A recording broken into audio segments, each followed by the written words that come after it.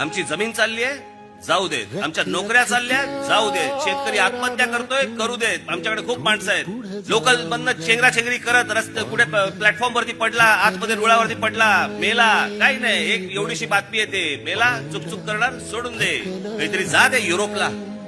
ज्यांनी पहिलं महायुद्ध पाहिलं, ज्यांनी दुसरं महायुद्ध पाहिलं, ज्यांचा प्रत्येक घरामधला एक माणूस मेलेला आहे, प्रत्येक घरामधला एक माणूस मेलेला आहे, त्यांना माणसांची किंमत माहितीये. आम्हाला माणसाची किंमतच माहित नाहीये. आम्हाला स्वातंत्र्य फुकटात मिळालं आणि आम्हाला स्वातंत्र्य फुकटात मिळालं, त्याच्यामुळे आम्हाला लोकशाहीची किंमतच नाहीये. लोकशाहीची किंमत नाहीये, त्याच्यामुळे आम्हाला निवडणुकीची किंमत नाहीये.